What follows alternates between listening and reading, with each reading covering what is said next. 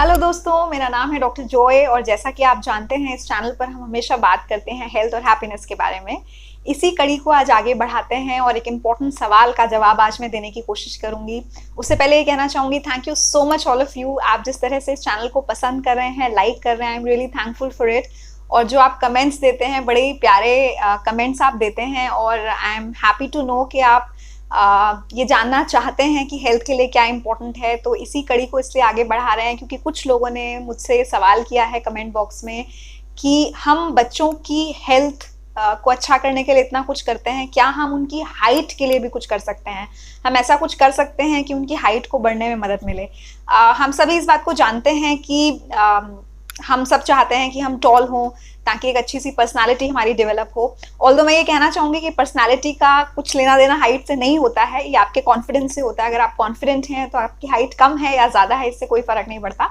पर फिर भी क्योंकि ये सवाल बहुत लोगों ने पूछा है और एक एडिक्वेट हाइट होना ऑब्वियसली बहुत ज़रूरी है। ऐसा नहीं कि आप हाइट इंक्रीज कर सकते हैं पर चीज़ों का ध्यान ना रखें और छोटे रह जाएं, वो ऑफकोर्स नहीं करना है।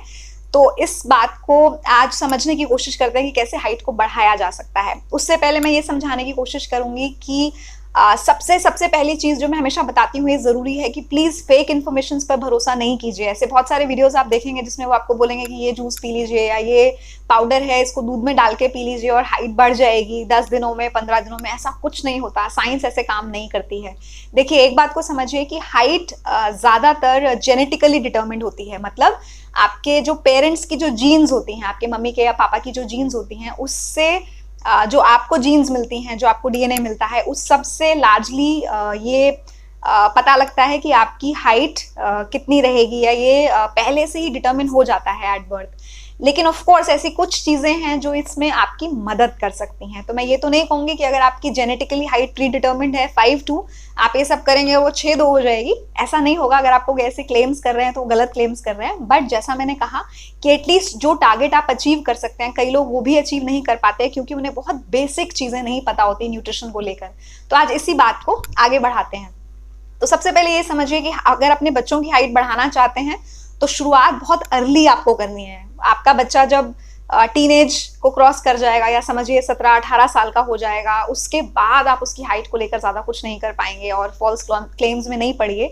इसीलिए अगर अपने बच्चे की हाइट को बढ़ाना चाहते हैं तो सबसे सही समय होता है कि आप जल्दी इसकी शुरुआत कीजिए। जब बच्चा एक्टिव होने लग जाता है, भागने दौड़ने लग जाता है, स्पोर्ट्स में पार्टिसिपेट करने लग जाता है, वो बेस्ट टाइम होता है हाइट इंक्रीज करने का। तो न्यूट्रिशनली आप अपने बच्चे के लिए क्या कर सकते हैं, ये समझते हैं। पहली चीज़ जो बहुत ज़रूरी है वो ये समझना है कि प्रोटीन्स का एक बहुत बहुत बड़ा रोल होता है आपकी हाइट को इंक्रीज करने में, या आपके बॉडी के कोई भी सेल्स को डेवलप करने में या डिवाइड करने में।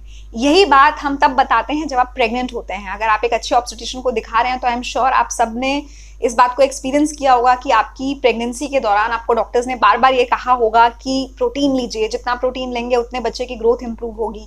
यही बात आगे के लिए भी सच है। प्रोटीन बच्चे के लिए बहुत ज़रूरी होते हैं, हम सबके लिए ज़रूरी हैं, पर बच्चे क्योंकि ग्रोइंग एज के होते हैं, उन्हें बढ़ना होता है, उन्हें अपनी बॉडी को डेवलप करना होता है। तो प्रोटीन की मात्रा अपने बच्चे की डाइट में बहुत अच्छी रखिए।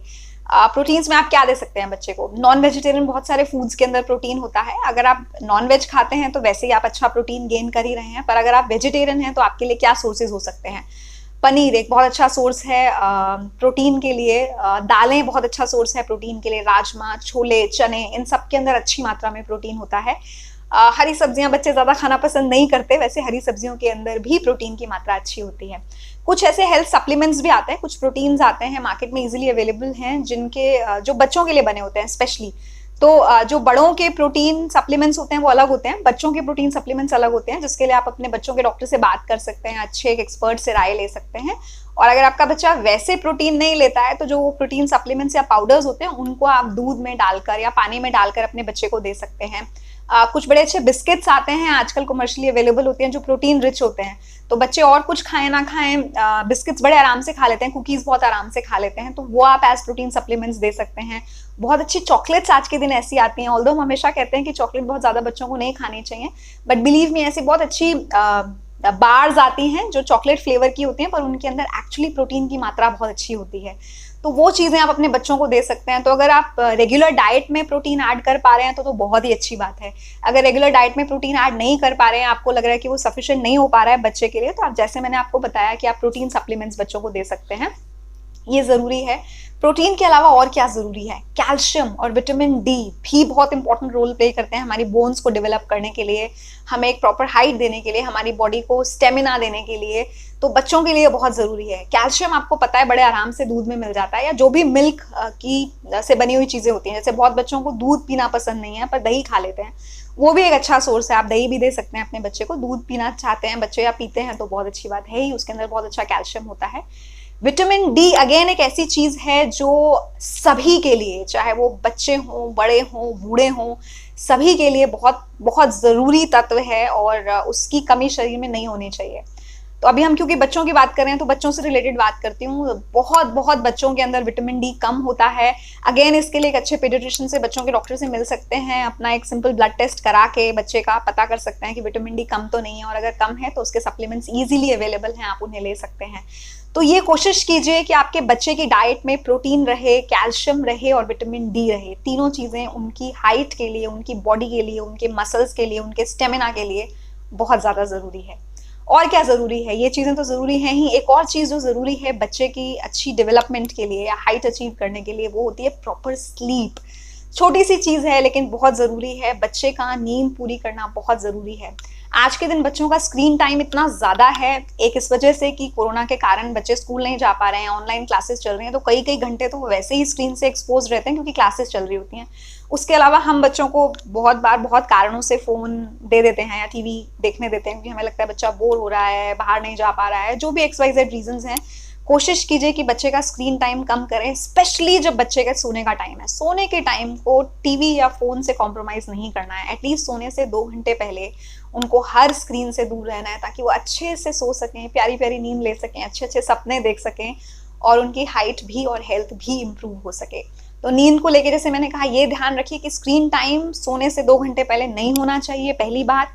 दूसरी बात ये कि जब आपका बच्चा सोता है तो मेक श्योर कि वो जल्दी सोए। बहुत सारे घरों में बिकॉज काम का इतना स्ट्रेस है, आप एज हस्बैंड वाइफ अगर आप वर्क करते हैं, वर्किंग हैं, आप बाहर जाते हैं, लेट आते हैं ऑफिस से वापस, या और बहुत कारणों से कभी घर में गेस्ट आ गए या कुछ और कारण से आप लेट सोते हैं बहुत बार। ये आदत को कम कीजिए, स्पेशली बच्चे के लिए। मेक श्योर कि आप बच्चे को जल्दी सुलाएं। अगर आप खुद देर से सो भी रहे हैं तो एक टाइम सेट कीजिए। जैसे मैं कोशिश करती हूँ कि मेरा बच्चा 9 साढ़े 9 बजे बेड में घुस जाए। अगर मैं उसे 9 बजे लेकर बेड में घुसती हूँ तो वो 10 बजे तक एटलीस्ट सो जाता है। वो 1 घंटा अपनी गप्पे मारता है, कहानियाँ सुनता है, कहानियाँ सुनाता है। बच्चों के पास ढेर सारी चीज़ें होती हैं बताने के लिए, वो सब हम एक दूसरे से शेयर करते हैं, मैं और मेरा बेटा। एंड जो आप यहाँ पर देख रहे हैं वॉल पर, आपको जो ये मिस्टर जिराफ दिखाई दे रहे हैं, इनका भी एक नाम मेरे बेटे ने रखा हुआ है। इनको हम कहते हैं मिस्टर लैडर। मेरे बच्चे का बड़ा फेवरेट एनिमल है ये। And this mister ladder is also sending you a lot of wishes and hearts, और बहुत प्यार आपको भेज रहे हैं, आपके बच्चों को भेज रहे हैं।